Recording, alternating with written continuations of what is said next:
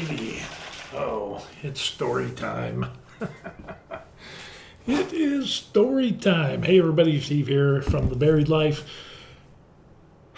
We're going to have some interesting stories going on. Let me adjust something right here because we're looking a little dark. I think that's a little better. Okay, so yeah, as you can see by the title, how I got arrested, sent to jail, and how the judge encouraged me to join the military, to join the Army. Yeah, this was an interesting thing. Quite the conundrum back in the day. That's so good. So anyway, it ends up, for those of you who don't know, my name is Steve. The channel is The Buried Life. I'm retired overseas in Korea with the wife. She's awesome. We've got a daughter. She's in the military. She's a doctor. Life is good for us right now, so we're enjoying our overseas retirement. But I wanted to go over, because I was chatting with some guys online, and we kind of had similar circumstances, and a guy was like, we're talking, and he's like, man, you ought to do a video on that. He goes, I think people would be interested in hearing how you got into the Army.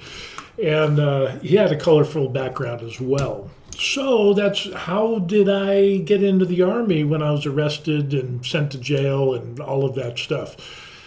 It's a story. Now, we have to use the Wayback Machine to kind of tell the young people of today what it was like back then. And for those of you who don't know, I'm 58 this year, and back then, when this incident occurred, I was 16. And thank God I didn't get caught for the other things I did. I only got caught for this one thing. But this was back during a time where, as a high school student, a rambunctious, rebellious teenager who was causing much angst in the family and so on and so forth. And yet I had the red hair, I had the glasses, the freckles, some acne. I wasn't the Tom Cruise guy. I was kind of the loner, the stoner, according to some. And rumor has it, yeah, it was a different time. So we would go, and I grew up in Arizona, not Scottsdale, but Pine Top, Arizona. And then we moved to Albuquerque, New Mexico, where I spent my formative teen years with very bad influences. And we would go out drinking out in the mesas and doing so on and so forth, and different activities, extracurricular activities. And with that, sometimes law enforcement would show up. And law enforcement would show up, the police would get out, and they'd see us, and it's like, there's no use running because it's a mesa. It's not like you can hide. You can't hide behind tumbleweeds. That's so we're caught. It is what it is. But back then, what would happen is the police would say, okay, they take our names and they get the license plates of cars and driver's license numbers of people who had driver's licenses. And obviously we were underage drinking. I mean, cases of beer and other beverages, let's say, and the place was trash, cans everywhere and so on and so forth. But back then, thankfully, we had police that were like, hey, okay, here's the deal. We've got all your names. They searched us. None of us had weapons. And they're like, hey, here's the deal. They poured out all our beverages, all our beer, all our liquor, and all this stuff. And they said, hey, all of this is trashed. And we've already written up the report. We haven't submitted it yet. So we're going to leave, and we're going to come back in 45 minutes. And there's two things that they wanted to see. One, the place better be clean. Two, we better not be there. Otherwise, they would file the report and come after us and so on and so forth. And so that happened a few times. And that's kind of what we had. It was, you were respectful to police. If you mouthed off to them, you effed around and found out. And it didn't happen a lot because you heard stories of where somebody mouthed off or pushed a police officer or whatever, and all hell would rain down on that person. But with that being said, they were also respectful and saying, hey, we were teenagers, we get it. dump everything out, clean it up, get out of here. We don't want to see you again the rest of the night. If we do, you're done. And so there was that. It was kind of like, okay, at least they're cool, and they didn't have, the ones that I remember didn't have big power trips. But this had nothing to do with how I got arrested. Okay, I'm just giving you background of what things were like back then. And this was kind of the similar thing. You didn't have cell phones.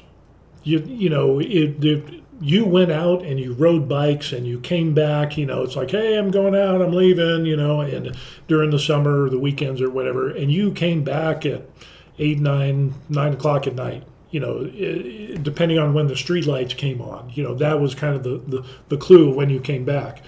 And if you went somewhere, and it was kind of my childhood was severely dysfunctional, toxically dysfunctional, so I tried to spend as much time away from home as possible. So with that said, it ends up that I got engaged in more extracurricular activities of buying and selling substances that were not condoned by the normal conservative status quo. But that's not how I got arrested either. I had a business, I was an entrepreneur of sorts in high school, and I started with recreational substances, and I enjoyed the substances. And then back in the day, it wasn't like all the substances that we have today. Basically, it was MJ. It was maybe some Thai sticks and things like that. Maybe Coke on the high end. Drinking. It was more beer and alcohol, marijuana, and then Thai sticks, and then maybe Coke at the very top of the heap. There was, heroin wasn't around back then, at least in our area. It wasn't any type of temptation. That's just what we ended up doing. And so with that, I got into the business of buying. And then a buddy of mine who I was buying from was like, hey, he said, well, you know a lot of people and you smoke a lot. And why don't you, can you sell some of this stuff for me? And I'm like, well, I don't know. I smoke a lot. And it's like, yeah, but everybody smokes, and so wouldn't they like to have some good product, let's say? And I was like, well, yeah, I'll give it a shot. And so this guy's name was Gary, and Gary was in high school, and his dad, he lived with his dad. His mom had left, and his dad worked like crazy hours. I think his dad actually worked on the Air Force Base. But I remember seeing him like once or twice, and that was it. My family was dysfunctional. My dad was working all the time. Mom was doing her wackadoo stuff, and then there was such an age gap between me and my stepdad and my stepdad's kids, which are my stepbrothers. They were like 12 and 14 years younger than me. So I was really isolated. He didn't want anything to do with me. It was just a mishmash of toxic manipulation and rebelliousness, and when you throw all that together, that ended up me being away from home a lot. So in my endeavors, which I never got caught for my business dealings or entrepreneurship as they call it today, I ended up getting in trouble, and it was kind of like I was grounded, and my stepfather was prior military. He was a military officer. His captain got out after Vietnam. And so I ended up getting grounded for like 3 or 4 months, something like that. It was some long period. And when I talk about grounding, it wasn't like, oh, you don't get a phone. No, it was like the only phone we had in the house was the one on the wall with the super long cord. I couldn't use the phone. I couldn't watch TV, couldn't go to the movies. I couldn't go out with friends. Friends couldn't come over. He took away all my civilian reading material, like comic books and everything. I could only go to school and come back, and I could go to church. So, yeah, I ended up going to church a lot, and the youth group was at least an out for that, at least for some activities. So after this massive grounding, which paled in comparison to the future grounding I would get, a friend of mine, David, guy's name was David Steele. He came over, and we were bored. David partake of the extracurricular substances that I did, but we were still real good friends, and we ended up playing D&D. I remember I met him, and then we ended up playing D&D like in the late 70s, early 80s. I think it was early 80s. So it was kind of a weird thing. He's like, "Hey, we're going to play this new game," and it's like, okay, I'm thinking Monopoly or whatever. It's like, no, there's no board, there's no this, there's no, and I'm like, what the hell are you talking about? So anyway, a little background on him. We're just kind of the odd guys out. So we decided, after me being relieved of my incarceration at home, we decided to go out, and of course I snuck out at night, and my parents never knew. But this was after I was grounded. That was all done, and it ended up that David and I decided to kind of just roam around at night. It was like 10 o'clock at night. It's summertime. It's like, Albuquerque, New Mexico. Actually, it was Rio Rancho, which is across the river. And it was quite the interesting night. We ended up going to a middle school. And in the middle school, we're like, hey, we knew that on top of schools, there's like tennis balls and basketballs, and we're at the basketball court outside, and there was no ball, obviously. So we're like, hey, I bet you I know where there's basketball. So we ended up doing the ninja thing, climbing to the top of this middle school and getting onto the flat roof. And sure enough, there's tennis balls, there's handballs, there's basketballs, soccer balls, whatever. And we found a few. And so it's like, hey, we could go back down. And then David ended up in this large building that was on top of the school, had a door, and he opened it. And we're like, whoa. Well, it was an HVAC building on top of the school. So while the school was locked, on the top, it wasn't. And we crawled through the vent system until we got to the suspended drop ceiling. You have the ceiling and the roof, that stops the rain and you can walk on it, flat roof thing, the whole 9 yards.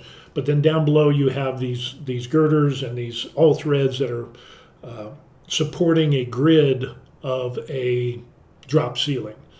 And so you had the walls and all that stuff. And eventually we're like, hey, I bet you we could find some cool stuff on the inside of the school. So we dropped down, we accidentally fell down and through the drop ceiling, broke some tiles and stuff, and we're inside this school. I think it was a middle school, if I wasn't mistaken. And so it ends up, we kind of like wander in school. It's like, wow, this is kind of cool, And so we do the teenage thing.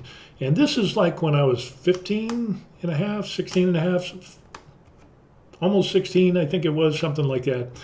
And it ends up that we go around to the classrooms. We find a piano. David's playing the piano because he can play piano. I can't play anything. So then we're writing stuff on the chalkboard and, funny pictures and whatever. And then we're taking books and threw some on the floor or whatever. We didn't tear anything up per se. We did damage the tiles of the school. And the other thing that we didn't notice is that it triggered this silent alarm of the school. Even back then, there was an alarm, and apparently we set it off. And so we're in there, and we're just kind of roaming the halls, and we went to the cafeteria, and we were looking for food and stuff like that. I think we found some food, and we ate a little bit. It just wasn't anything spectacular. And then we go around, we're messing around, we're kicking balls in the gym and stuff like that. And then we hear sirens. And it's like, oh no, wonder where they're going. As the sirens are getting louder and louder, it dawns on us that they are coming for us. Now, let me paint you a picture. Even though at that time I had red hair, more red, it's more brown now, but it was red hair, freckles, and I had the ugly glasses, and I was kind of skinny. I want to say I was about 150 pounds at about, at that time I was about maybe 5'10", 5'11", somewhere around there. So I was kind of skinny. And David had a little bit more build than me. I'm in ratted out jeans with holes in the knees. I've got a couple of bandanas that are hanging off the side, and I have a red bandana wrapped around my knee.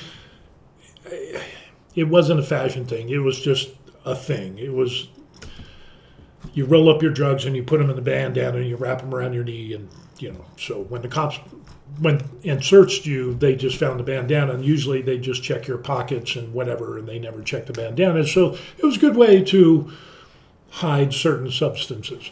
Luckily that night I didn't have any substances on me, and then I also had a wife beater T-shirt, tank top on that was, I was extremely skinny and it was extremely tight and kind of gives you that Freddie Mercury Queen type of look with the tank top being skinny and skin tight jeans, and even though I wasn't that.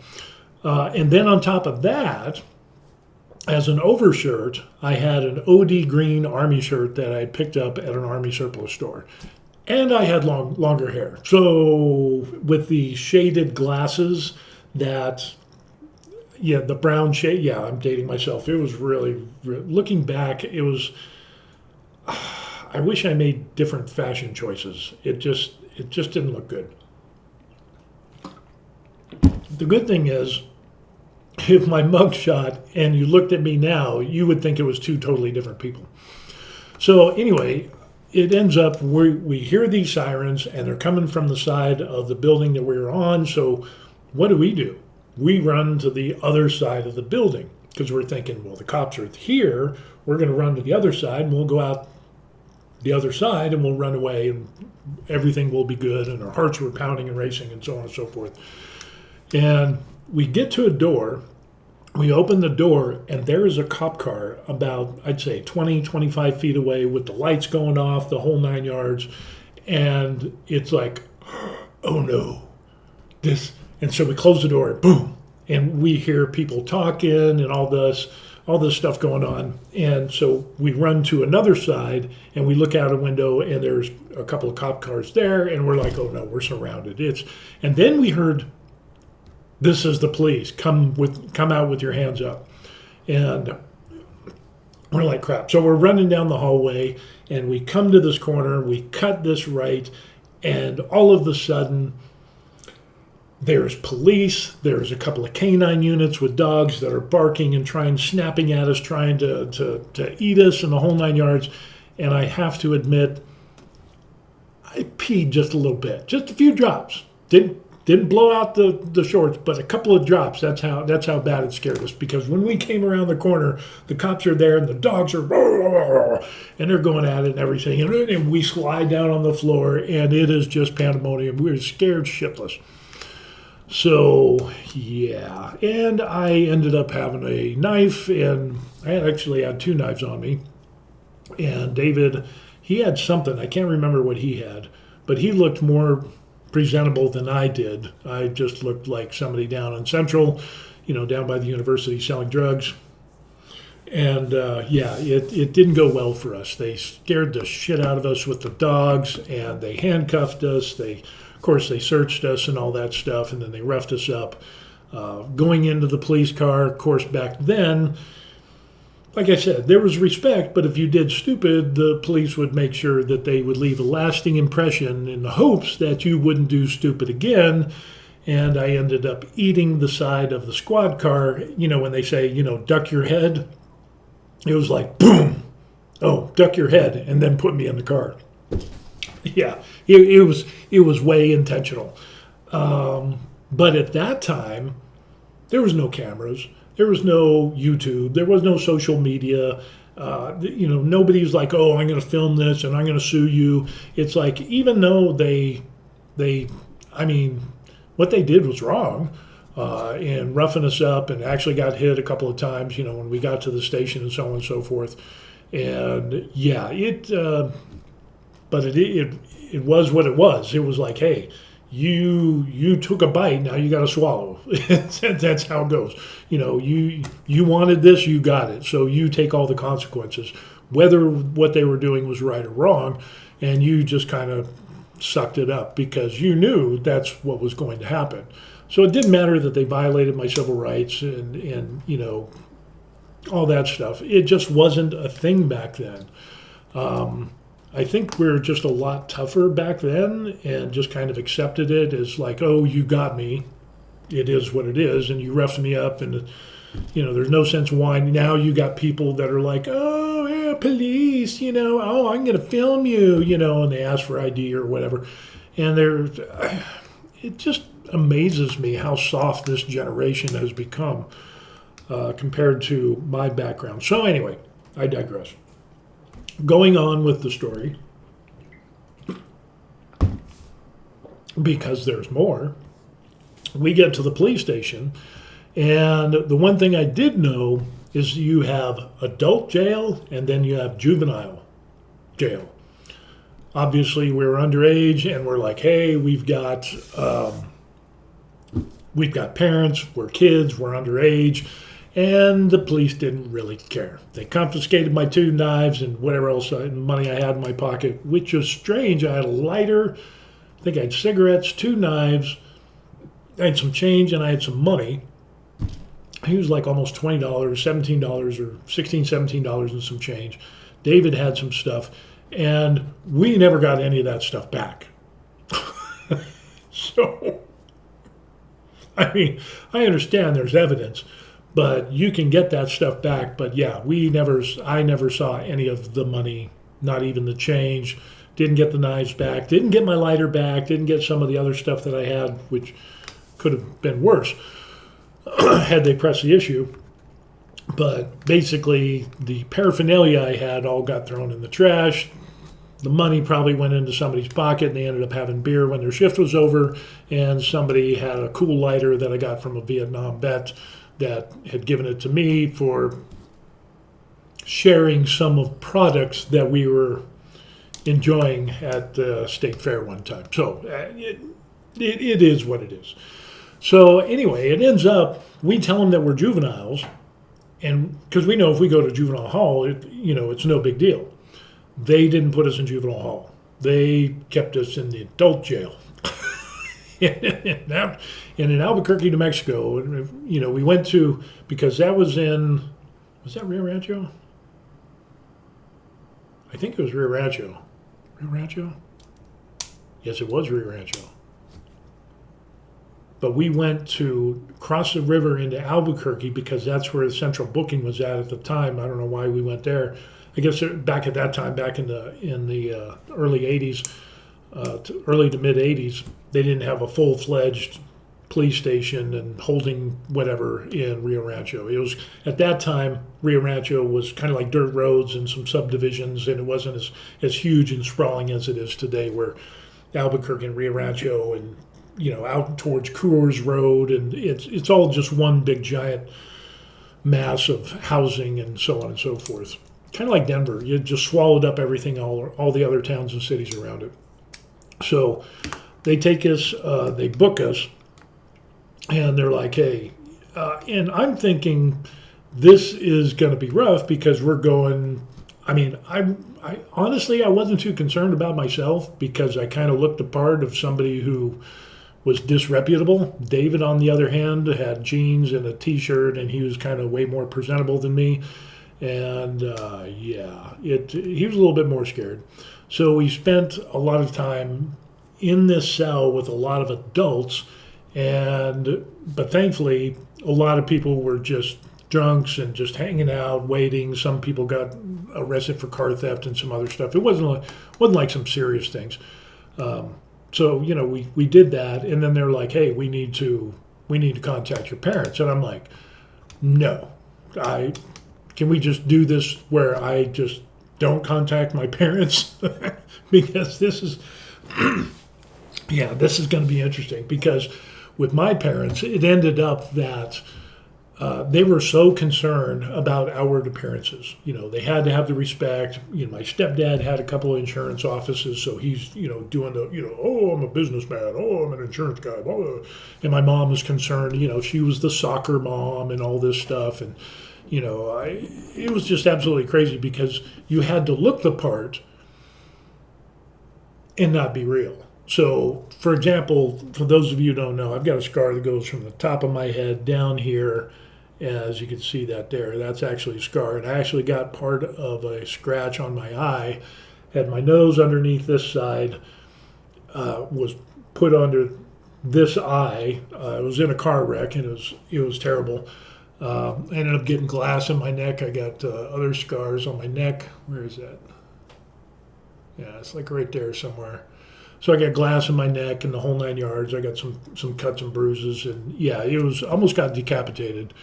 They were amazed that I made it. But so with the scar that I ended up having, just to show you how superficial my parents were, my mom, back at that time, we had family photos, and she had somebody doctor the photos, which cost, it wasn't like today where anybody can, heal and do the app and fix the scars and do the filters and stuff like that. No, she actually paid good money to make it look like the scar was never there. And I'm like, but this is a Christian woman, and oh, we need to be truthful and blah, blah, blah. And it's like, I just saw it as being hyper hypocritical.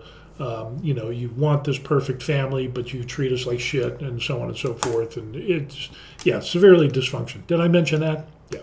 So anyway, I would rather not call my parents, but it ended up that they found my ID, able to track down and call my parents. And it ends up, it was like 4 o'clock in the morning, 4 or 5 o'clock in the morning, I think it was, that my stepdad comes to pick me up, and he's pissed. I thought he was going to kill me. But he didn't. He was quiet and got the silent treatment. And I was a little rambunctious at the time, and I had been taking, martial arts and stuff like that. He'd probably still kick my ass, but I would make him remember it. Still get my ass kicked, but he didn't do that. And then we get home, Mom's sitting at the kitchen table, and she's crying, and you can see her eyes are red. Why did you do this to me? And I'm like, why did I do this to you? So she was more concerned about her status in the church and that her son had gotten arrested rather than if I was okay, Yeah, it just ended up, it was bad. And I got charged with, so all of that resulted in, I got charged with breaking and entering, carried concealed weapons, assaulting a police officer, I think resisting arrest. There was 2 or 3 other, there was like 7 or 9 different charges that I had against me. And got out on bail, so there was that under, supervision of the parents. It was kind of back at the time, better not see him again. Dad's like, oh yeah, there's no problem. We're gonna deal with him. And I knew he would. So, yeah, I ended up getting grounded for over a year. And again, no friends, no phone calls, no going out to movies, no, other than going to church and school, no civilian reading material, no comic books, no fiction, no, if it wasn't school related, models and stuff like that. I used to play D&D, all of that stuff left. And so in other words, it looked like a prison cell. I had a bed, all my posters were gone off the walls.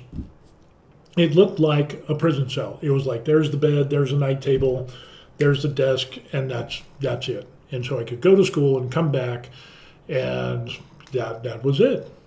No friends could come over. People would call, and it's like, no, he's not here, and don't call back again. That was the answer that I heard my stepdad and my mom give people when they called. They said, yeah, he's not here, he's gone. Talk about written off.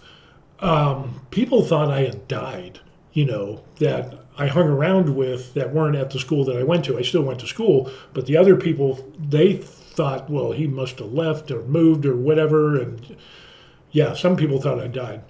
So I was grounded for over a year. And during that time, of course, I go to court, I get charged, and the judge at his discretion says, well, we're going to see how this goes.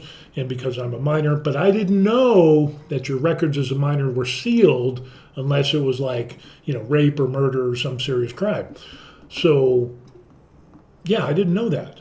And so the judge ended up saying, hey, when I saw him, and he says, yeah, you had your night in jail and stuff like that. He says, we're going to do, I think it was 6 to 8 months of parole supervision. So I had to go it started out like once a week. I had to go see counselor, parole officer, PO, whatever. And then after like the first month or two, then it went down to once every 2 weeks and then once a month or whatever. And to keep my nose clean, which I didn't have a chance or a choice because the judge read me the riot act and said I would go to prison if I blew this. So again, not knowing what people know today, I was scared shitless and I'm like, yeah, I don't want to go to prison. The judge also said that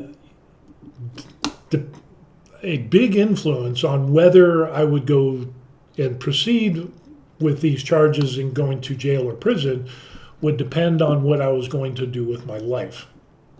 Now, this is an interesting thing because he encouraged me to join the military.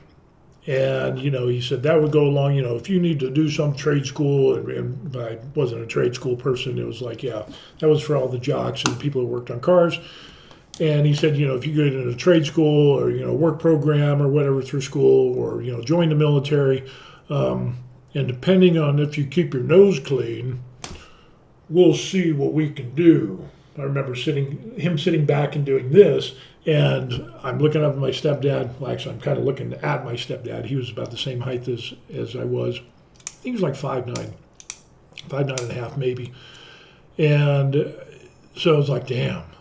And he says, if you have a plan for your life, if you go to school or whatever, we can work with this and not send you to prison. And I'm like, okay, I'm at a loss for words because what are my options? I graduated school early, and the choice was school, in other words, college, trade school, which I wasn't interested in, military. The hell I wasn't interested in the military because I had long hair. I didn't like authority and didn't like cutting grass or, picking up trash or anything like that, which I ended up doing for a little bit of time.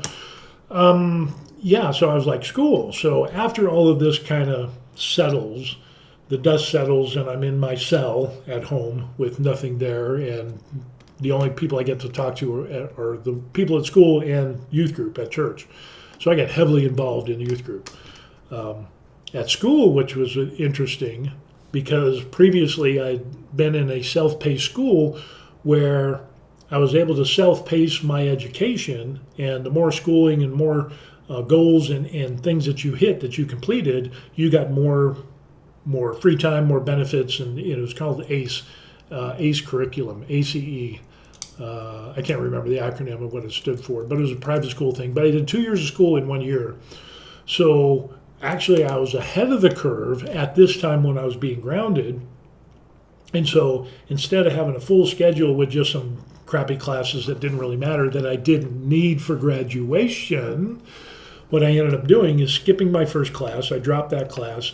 I skipped a class during the middle of the day, so I ended up having 2 lunch periods, and I skipped the last class of the day and dropped that because I didn't need that as well. So in other words, I only needed a certain amount of credits to graduate, and so I dropped everything else so that I would have more time to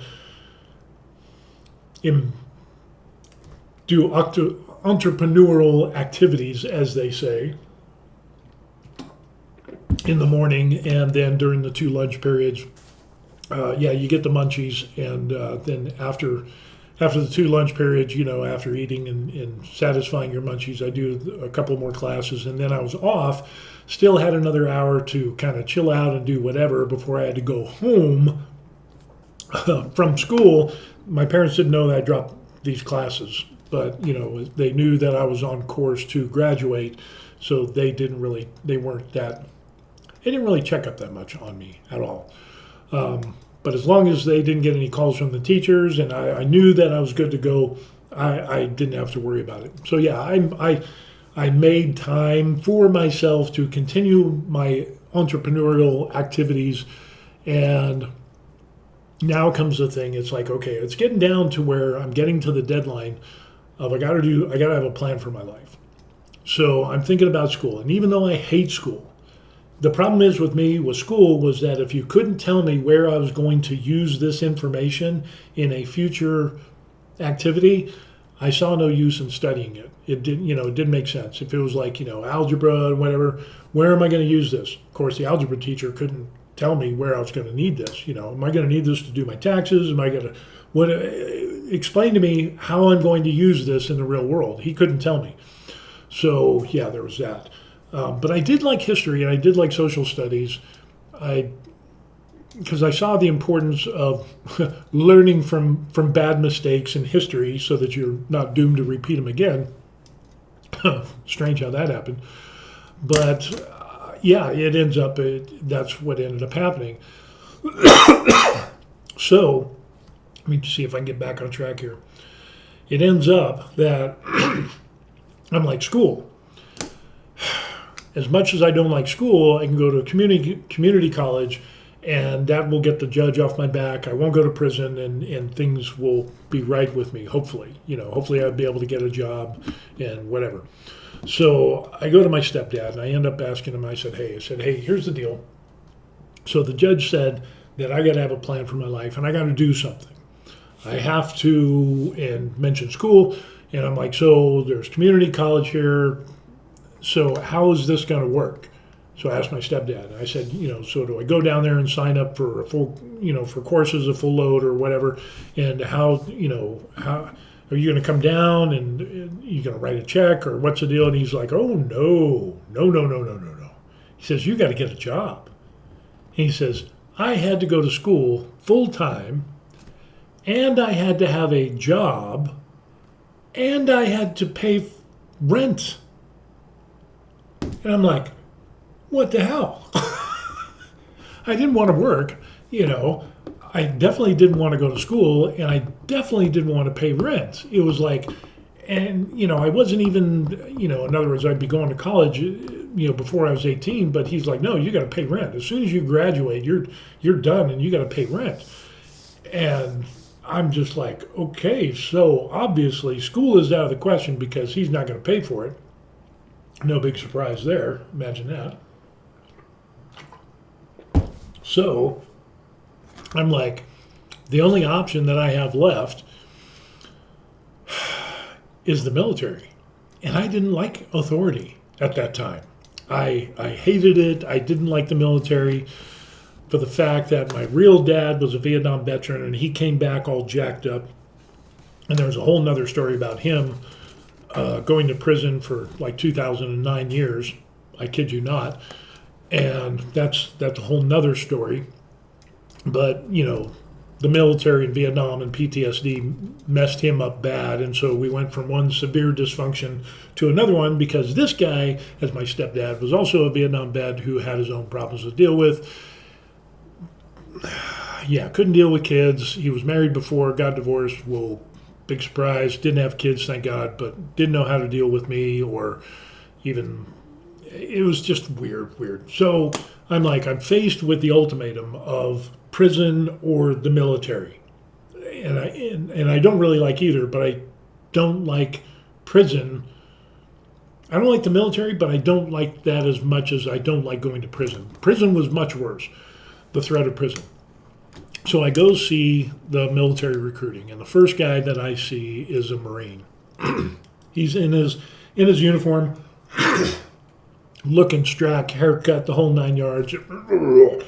And I go in there, start talking to this guy, and he's got me fired up. Next thing you know, I've seen him like 2 or 3 times.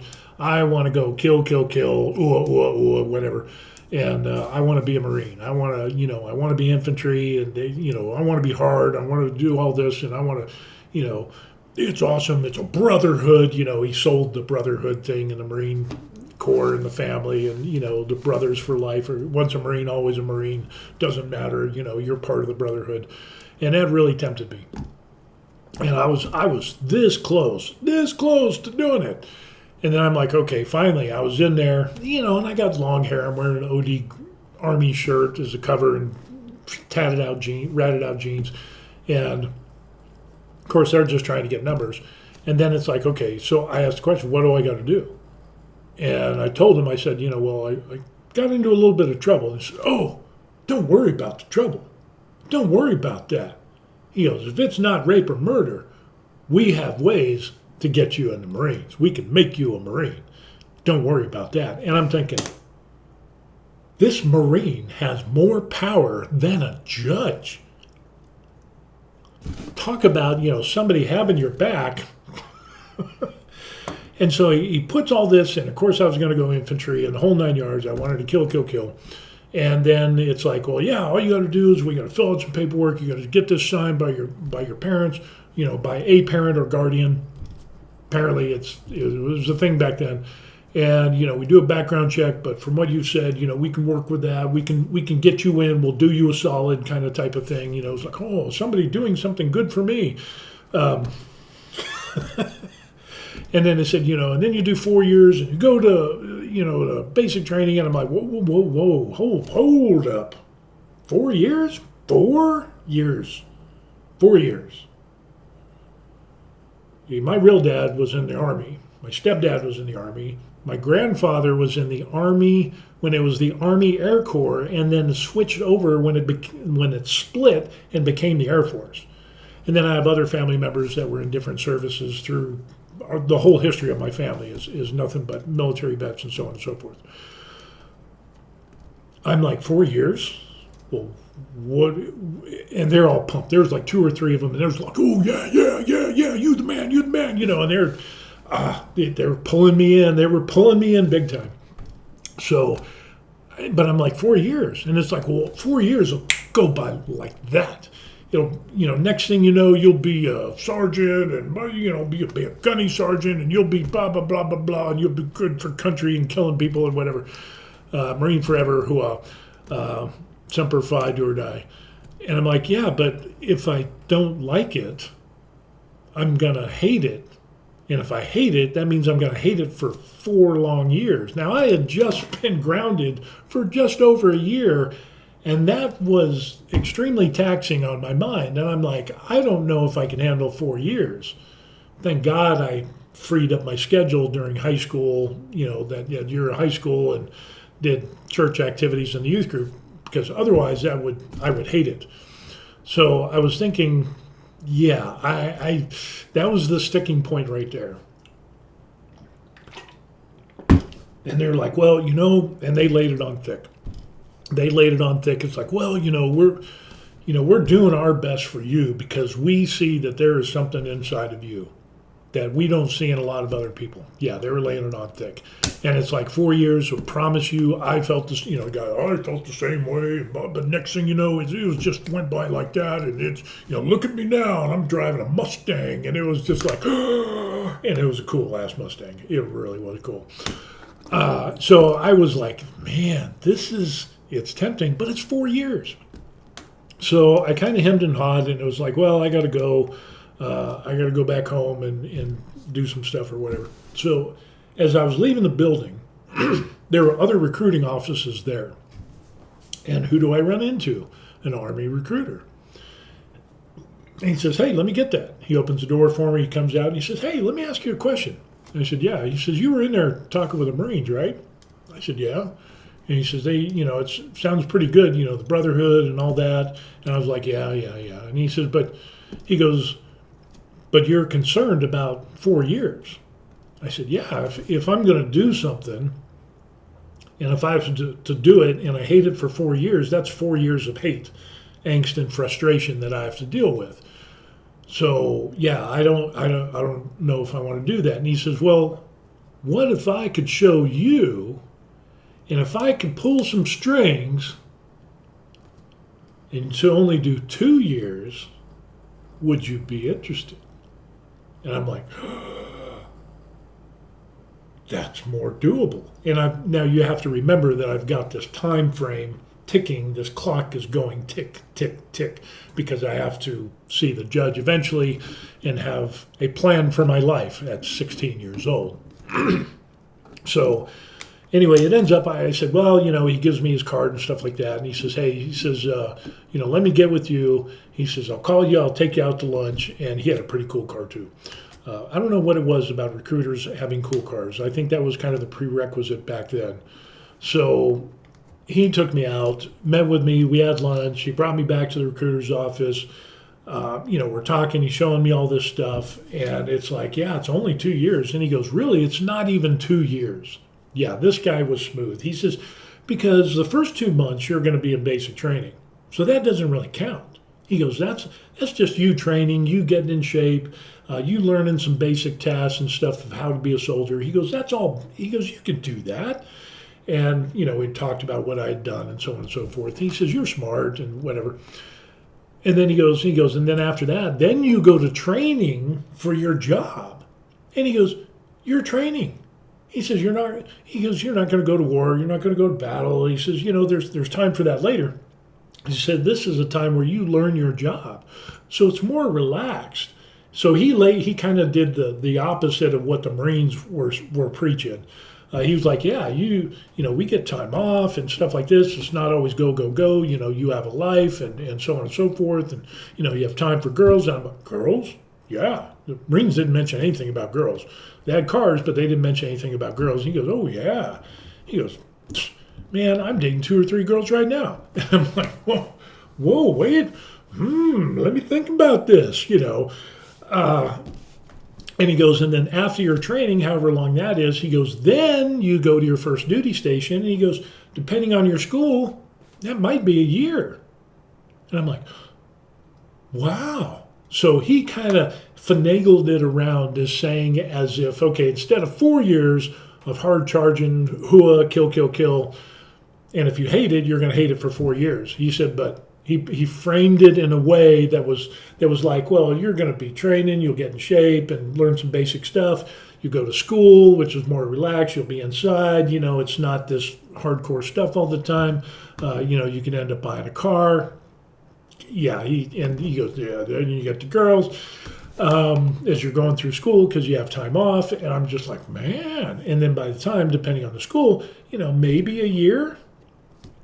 And I'm like, 2 years? So he goes, yeah, it's not even really like 2 years because if you take the training aspect away, you really only got a year. I'm like, yeah, you're right. And I didn't want to go in the Air Force because other family members had been Air Force and I was the rebellious kid. So I wanted to do something different, which was stupid. But the Air Force didn't give me the time of day. That was the interesting thing. I probably might have gone Air Force, especially if they massage me the right way and all that stuff. But they didn't. But the Army guy did. He made some promises, and he even promised, he says, if you go in the Marines, he says, you're just going to be a private. He goes, I can get you in as a PFC. You'll already be 1 rank higher than anybody else. And I'm like, of course, he framed this in the way is that, we had lunch together, he'd take me out, and we talk and all this stuff. And then he's like, yeah, he goes, you get a couple of friends that are interested. He give me their numbers. And he says, I can't, if you do it, we have to do this within a certain time, depending on the job that you want. He says, but I can make you a PFC. So you get the basic training and you'll be a PFC instead of a private E2. And I'm like, damn. And of course, he's like, I'll do this for you because, you're cool and everything and so on and so forth. Again, the Army brotherhood and so on and so forth, and be all you can be and all that stuff back in the day. So anyway, it ends up that I decided to go with the Army. I knew I didn't want to do infantry. I didn't want to be a cook. I scored high enough on the ASVAB to do some other stuff, but when I saw communications, I was like, he showed me this video. It was a laser disc. It was a video of a guy in strack uniform, pressed, spit shine boots, because you used to have to actually do that back in the day. And he's in the back of this air-conditioned van. There's test equipment with radios, and it's kind of like there's a coffee pot off on the side. And he's like, yeah, that guy's in the field, and he's working on radio equipment. Can't beat that. It's like going camping in a camper. And I'm like, man. And it's kind of a technical job, a little bit of electronics training in it. And I was like, yeah. So I did it. I was a 31 Victor. I think that was the original MOS, 31 Victor, and then it changed over the years, reclassification, still communications, but I was like a 31 Victor, 31 uniform, 31 Golf as I got higher up in the ranks and so on and so forth, and something else as well. So, yeah, I took the paperwork to get the permission signed by my guardian. I got it signed by my stepdad. I brought it back and did all that stuff. Of course, the Army guy says, yeah, I know some people that can work with the judge and we can square this away and so on and so forth. And so next thing you know, I'm signing the delayed entry program, and he gives me copies of that paperwork. He goes, yeah, show this to the judge, and he knows who I am and who we are, and this will go in your favor. And he says, we can get you out of here. We can get you past all of that. We can get you into training. You can start getting the car, getting the girls, and you'll be good to go. And I'm like, be all you can be. Fast forward, some time passes. Go back to see the judge. I was squeaky clean during my parole, so every time I saw my parole officer, there was nothing to report because I wasn't really doing anything. Well, I was doing a lot of things, but thank God I didn't have to do any drug tests. But there was no indication that I needed to do drug tests, so that was kind of in my favor. Didn't get in any trouble. My grades were actually good. I graduated early, so that came into effect. I ended up working, paying off, and doing the restitution to the school, so I paid all that off. Still didn't get my money back from the police that arrested me. Of course, I wasn't going to poke the bear and ask the judge. I thought about it for a split second, but I'm like, he might change his mind. I'd just go to prison, so they can have the $17.68 or whatever it was in my lighter and some other stuff. So we go see the judge. I'm standing before the judge, and he's looking over the paperwork, up at this thing, and me and my stepdad were there. And he's like, okay, well, I see here from your PO that, you don't have any, you're clean, you didn't have any problems, no issues, everything was going good. I see you graduated early, blah, that's commendable, blah. So he's going through all this. And he sets the paperwork down, and he goes, this is the last thing that we need to address is, do you have a plan for your life? And I've got all this, I've got the paperwork, and I'm like, yes, sir, I have a plan. And I'm like, I have a delayed entry program signed and accepted by the United States Army. I've got this is going to be my MOS, and, this is going to be my report date. If this, depending on how this goes, the Army said that they will take me, and that's what I want to do. And he's looking over the paperwork. And he's, military, huh?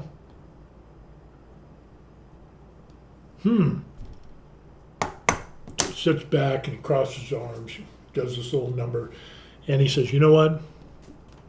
He says, I'm going to let this slide. I'm going to let you go into the military, and you're their problem. He says, but if you cause a problem in the military, I will reinstitute these charges. I'll put a warrant out for your arrest.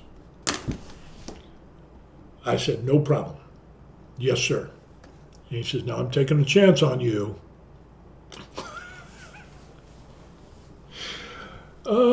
If only I knew back then what I know now. It's probably good that I didn't know what I know now back then, because if I had known what I know now back then, I would know that as a minor, those records are sealed, and it didn't make a hill of beans anyway. So in other words, the military, the recruiters were just using that as, we can help fix that. But, I care for you. We care for you. I don't do this often. We will fix this for you. I got pulled with the judge and the people and blah, blah, blah. And of course, the judge, he didn't tell me that, the records of minors are sealed unless it's a really serious thing. And obviously the crime that I did, a bunch of charges were dropped because now I was the military's problem. So back then it was, I got slapped around a little bit. I got in trouble. People lied and, didn't tell the whole truth about everything, especially the judge and all of this. And I think actually the judge and my stepdad were in cahoots. I don't got any proof of that, but it wasn't like congratulations or anything, I got nothing from my stepdad. And then, of course, my stepmom, she didn't say anything either. It was just like, I'm joining the military. Everything went out okay. And she was like, and as if a weight was lifted, because now she wouldn't have to worry about having to explain to people in the church or where she worked or whatever of how one of her kids, went to jail or is going to jail or prison or whatever. So there was that. So anyway, I had the summer, I was off, and I kept my nose clean. Of course, checking in with the Army recruiter from time to time, and he's filling me full of stories and BSing me. Yeah, you're going to be a PFC and the whole 9 yards. And so when I got time to report to the recruiter and then go to the MEP station, I had to. My parents didn't drop me off. They didn't take me to drop me off at the bus station.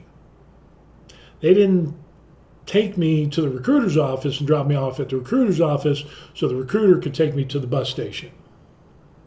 I had to have a friend of mine drive me to the recruiter's office, meet with the recruiter. He picked me up. We went and picked up 2 or 3 other guys, and then we went to the bus station and they sent me off. I had like maybe $20 in my pocket. Not much. I had my wallet. I had my school ID, my social security card. I had my driver's license. Like I said, I had some pictures in my wallet, and that was it. I had the wife beater tank top. I had a jean jacket because I was coming up in the world instead of the OD green. My recruiter said, yeah, you don't want to wear that there. So I wore an old faded jean jacket, Levi jean jacket. I had Levi pants, the jeans, and then I had some tennis shoes, socks, underwear. I had a comb in my back pocket, and I had glasses, and I had gotten a little bit of a haircut, so I wasn't too hippie-ish. And that's what I left when I joined the Army. I didn't have any food, didn't have any money, didn't have a cell phone, I knew the address of my parents' house, and I got on to the bus, and the bus went to the MEP station, and the MEP station, we were there for like 4 or 5 days or whatever it was. And then I went to basic training in Fort McClellan, Alabama. And did basic training there, turned 18 years old when I was in basic training. And then I went to AIT at Fort Sill, Oklahoma, did that for communications. I was supposed to go to Fort Gordon, but they had moved the school from Gordon to Fort Sill, Oklahoma, which was also the home of the artillery. And did my schooling there, did pretty well. I didn't get PFC. Amazing how that happened. I called the recruiter, and he had left. He had gone on and moved and was reassigned. I said, well, hey, I gave him the names of these guys and, my buddies who were interested. And he said I was going to make PFC. He says, well, do you have this form, whatever it was? And it's like, what form? He goes, yeah, you gotta fill out a form, and you'll get some paperwork saying that you're going to be a PFC. I'm like, no. He said he was going to forward that to the basic training unit.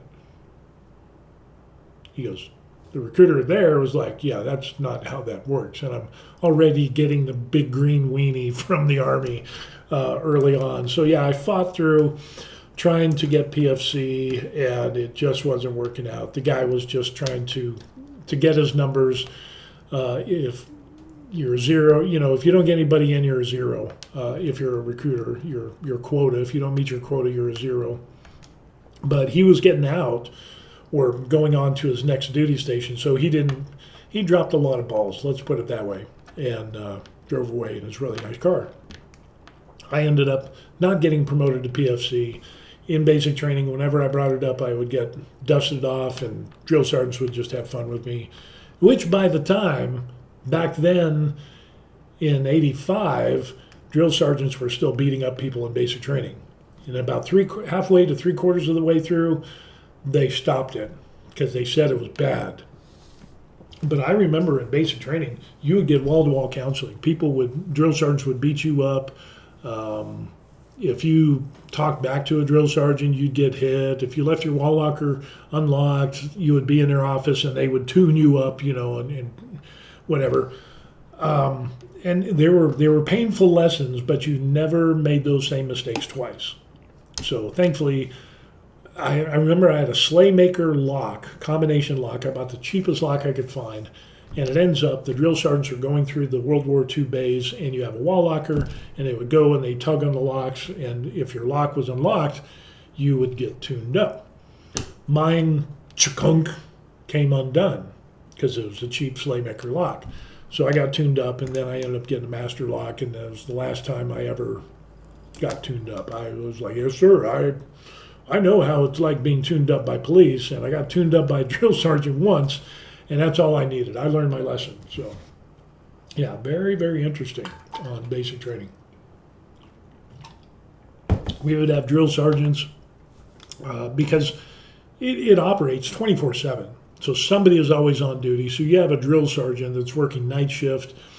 We had fire guards that, in other words, you would wake up, a guy would wake you up and you do 1 or 2 hour shift of fire guard, even though nothing's going to go on fire, but they gave you a baton. It's like, well, what am I going to do with a baton if a fire starts? Back then, the baton was not for fires. The baton was to keep people in line and keep people from leaving basic training. Yeah, it was a very different time back then compared to what we have today, and it was very interesting. Made it through basic training. I went from 150, 155 pounds at 6 foot. I ended up, after basic training, I was 180, I think it was, 180 pounds. So the jeans that I came in with and the tank top were like skin tight, and I was ripped. I was one of the guys that they ended up having to eat 2 meals per meal, even though they only gave you like 5 minutes to eat. Yeah, I gained a lot of muscle, and yeah, I just went from stick figure 155 to 180 by the time it was all done. Did my AIT, learned my stuff, went to my first duty station at Fort Lewis, Washington. And then after that, I went to Korea and then continued on until I did my 20 years and retired. So, yeah. And it wasn't until after basic training, AIT, and I was in my first duty station that I found out that your juvenile records are sealed. I didn't have to join the military. And I didn't have to say like, oh, I got in trouble because it was all sealed. If it wasn't rape or murder or grand theft auto, yeah, back at that time, the military would take you. And I was like, yeah, I should have went the trade school route. Should have went the Air Force officer route. But yeah. The things you learn over time. Interesting. Let's see what else happened. During my time in the military, I got offered to go to OCS, Officer Candidate School, by the base commander of Camp Page in Korea because I was taking advanced classes. I could speak eloquently and had common sense, and I could work hard and do the job. And so he filled out my OCS packet, and at that time, the unit I was in was 8 up. Officers were for shit, and he was in a different unit as a post commander. But I made the decision to not go to OCS because I liked being with the guys with boots on the ground. I liked being with the enlisted. There's more camaraderie. The officers seemed like there was always this backbiting and backstabbing and, this political correctness bullshit back then, They didn't know their ass from a hole in the ground. So I just stayed enlisted my entire time. But I also missed out on a movie career.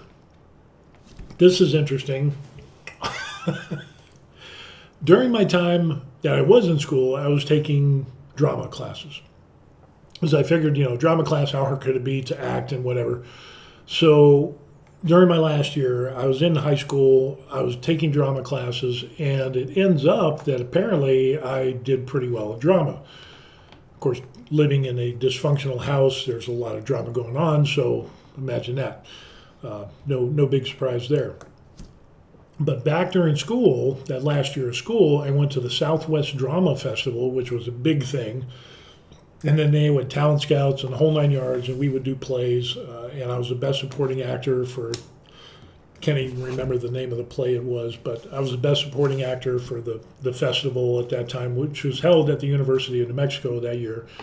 And during that time, I had put in, because my drama teacher says, hey, I know a casting director. I think you're really good, and we can get you to the point of where, we can get you casted in some films and so on and so forth, do extra work, and then do some casting calls, and we can work towards that thing. She really liked me a lot. No, it wasn't that type of relationship. She was Teachers back during my day were ugly. It wasn't like the teachers we have today. Let's just leave it at that. So during that time, I had done some casting calls. I'd done some extra work, and it was getting to the point of where I got some callbacks. I did some auditions, and I was like, wow, something might happen here, but I didn't hear anything back. So at that same time, I was still like, okay, I've got this deadline where I have to do something with my life because the judge says I have to, otherwise I'll go to jail, prison, or whatever, and that's not conducive to a good life. So joining the military, boom, I go. Unbeknownst to me, and it wasn't until after I got to my first duty station, about a year into it, I went home on leave, and I'm seeing the fam and my two stepbrothers and my stepdad and whatever, and obviously I got a lot bigger, and life is working out, making money, the whole 9 yards. Had a car, and it's like, well, I'm just glad we're not getting those phone calls anymore. That you're on the right path, and blah blah blah. This is what my mom said, and I'm like, okay, what are you talking about? She goes, I kept getting calls from casting companies and this and that, talking about auditions and that they wanted to see you. And I told them you were in the Army and blah, blah, blah. And I'm like, when did these calls happen? During basic training. Which during the time, if I had known, I would have left basic training, gotten out of the military, and went into acting. But I didn't know that. And then I was also scheduled to go to Korea, so it's not like I could say, I don't like the military anymore. I was still in contract and I was active duty. It wasn't like basic training or AIT where you could just say, I'm not feeling this. I don't want to do this, and you would be like, I don't know, kind of like a conscientious objector, or just say I quit, and then they process you out and you're done. And I could have gone into acting. Yeah. My mom didn't tell me about any of this at all until I was at my real duty station, active duty, and when I came home on leave. She told them that I wasn't ever going to act again. So basically I got blackballed by my mother. And it was just like, and I remember I tried out for roles in, what was the one with Arnold Schwarzenegger, Danny DeVito, Step Brothers, or whatever it was, Brothers. And then there was a couple other movies. There was a TV show. I can't remember the TV show, but there was some TV show that I was going to try out for. But the timeline of me going into the military and seeing the judge, a prisoner of the military, and so I just kind of left that hanging in the wind because, you can't act if you're in prison. So, yeah, but it wasn't until long after that it was interesting. But I did get to meet my wife, who was awesome, and we've been together 35 years now, so she's incredible. So if I did get out and go into acting, Lord knows what would happen to me. Probably end up like, well, I don't want to say like Corey Feldman and, those people, but probably wouldn't have been a good thing back then for me, considering my entrepreneurial background that I had. Probably wouldn't have been good. The military was definitely good for me. So, yeah, that's how I got arrested. That's how I was sent to jail, and how the judge encouraged me to join the military. Specifically, I ended up going in the Army. And life is interesting. So much has changed from when I came into the military. They're still beating people up, no cell phones in sight. I remember the first computer, I think it was like a, 286 computer in the military. And the display was huge. It was green screen. It was a black screen with green letters. Yeah, it wasn't like what we have today. And you had the computer with two 5-inch floppy drives, one for the program and another one to save the information.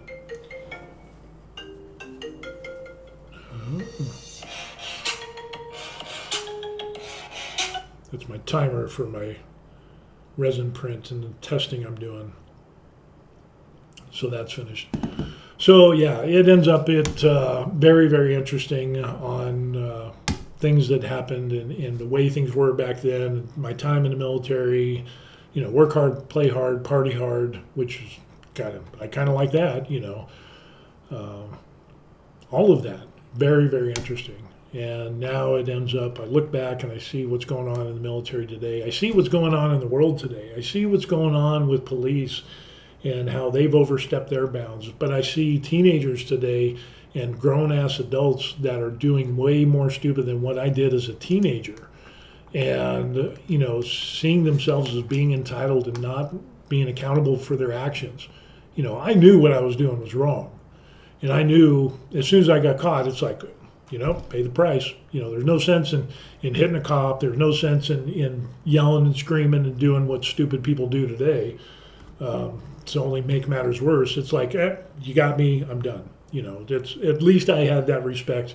And then the cops, for the most part, had respect if you didn't cause problems. But he still banged my head into the cruiser,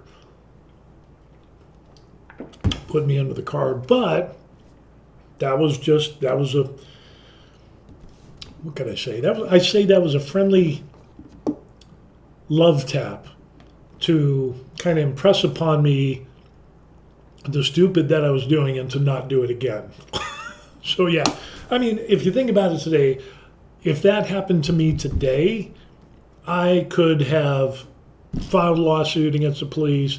I could, against my civil rights. He assaulted me and it was excessive force and blah, blah, blah, because he did other stuff too. But back then it was like, no, you did wrong and you got caught, and these are the consequences of that. There was no thing about the legalities. Well, the police can't do that to you, Hell, you couldn't, if you were abused as a child, been there, done that, in horrible ways, nobody ever suggested that you call the police. Because your parents would whoop your ass. And the police didn't deal with stuff like that back then. So, it was an entirely different world. And the thing that went on, I remember, my first stepdad, before the dad that I had now, or had at the time when I joined the military, who signed my paperwork, that stepdad, he was racist as all get out. Matter of fact, he was so racist that I was not allowed to watch TV if it had any black people on the TV in that show. And I loved Sanford and Son. I loved the Jeffersons. I loved Happy Days was okay, but if a black guy was on there, TV was off. No sport, basketball at the time and some sports, if they had black people in it, it was like, yeah. So I hated my first stepdad. Imagine that. What are the odds? But yes, times have changed, and people say, oh, there's tons of racism today and so on and so forth, and it's like, you don't know. The kids today don't know what was going on back when I was born in '66. So, in the early 70s, in the mid 70s, when I was like 10 years old, yeah, it was way more of a thing. And what we have today pales in comparison to what was going on back then, And thankfully, for like my first stepdad, I realized it was like everybody's an example. Everybody is a good example. He was a good example of what not to be as a human being. It's simple. And then I had my grandparents, my grandfather, who he was a good example, who went to work and provided for his family and treated everybody equitably. And during the time of where, in the military, way back when he was in the Army Air Corps and racism was at its height and at its peak, he treated those people as if they were people and they were fellow brothers in arms. You do your job and you do it well, and that's what you do. So he was a good example. He was my surrogate father with the idiots that my mom ended up with. And yeah, it's just so much better now in regards to racism than what it was back then. But then it's also gotten worse compared to back then. The way people and teenagers act now, hell, even the way adults act now, is way worse than the way they acted back then in a lot of ways. How they carried themselves, how they think they're entitled, and how people steal, porch pirates and stealing your mail and shoplifting and the whole night, teaching your kids to steal. That was something that was just not done back in the day. And being on welfare was something to be ashamed of, and you worked your ass off so that you wouldn't be on welfare. You know, I was in the military, and it ends up that my paycheck was so low that we qualified for WIC, women, infant, and children. So in other words, we basically got food stamps and formula because the low price of what the military was paying me wasn't enough to give us the food that we needed. So we qualified for assistance, And I ended up working 2 jobs. I was doing side gigs, and I remember going in and getting that first WIC. I was so ashamed. I was like, I didn't want to be there. I was like, I was so embarrassed to be in there, and I said, I am not going to do this. I mean, I'll take it for now, but I am never coming back to this office until I get off of this. And that's when I busted my ass. That's when I worked for my promotions. I ended up making E5 in less than 2 years. Got advanced promotions at every step, and to get to the point where I could get off of that, because that was shameful. But now we got people that are doing things that are common practice today that was considered shameful and disrespectful back in the day. And now it's just the way people are. There's a lack of respect, there's a lack of humility, there's a lack of civility and maturity in people today that is just amazing. And the kids that we have today, the woke social justice people, it's like, ooh, they're all up in arms about, oh, you didn't use the proper pronouns or this or that. And it's like, you don't get it. You don't get it. At the end of the day, your DNA tells you who you are. If you want to think that you're something else, then that's fine. But don't ram it down my throat. Don't force it on me and my kids, and live and let live. But that's not where we're at today. And then, Lord, don't even get me started into politics. That'll be a whole nother hour and more. Not that politics was clean, squeaky clean back then either, but yeah, we've just grown corrupt at exponential levels over time to where we are today. And to have what we have in the administration, we have Biden in office now, who the latest gaffe of him is him referring to himself as a black president, black first woman president. Doesn't even know his gender anymore. Doesn't even know that he was president. There's times where, I'm running for Senate. No, Mr. President, you're the president. You're running for re-election. The man clearly has dementia. And it's like back then you would never, ever, ever see this happening. But for some reason, the corrupt powers that be are allowing him to be the puppet for the last 4 years. So, yeah, I'm an independent. I'm for good ideas and standards and being accountable for your actions and not wasting people's money, taxpayers' money. But our government is printing money out of style. So anyway, I'm digressing. I'm going down another rambling route. But yeah, I wanted to kind of make this video because some people that I've been conversing with were like, yeah, that would be a cool story to tell. I'd like to hear all the details on it. And there's more details. I mean, there's always more details, things I haven't told and so on and so forth. But yeah, it's just kind of a peek into my life, and it's been colorful. And now that I'm retired overseas, I never guessed that I would be retired overseas, retire early and retire overseas. It's just amazing, but you got to do the work. And there's no guarantee in life, but you got to work your ass off and try to do that. And it worked well for me. So just need to hang on for a bunch more years, get my Social Security at 62. I'm 58 now, and continue on living the dream. Get away from the nightmares that I've had in my lives and enjoy life. So anyway, that's it. If you've lasted this long, congratulations.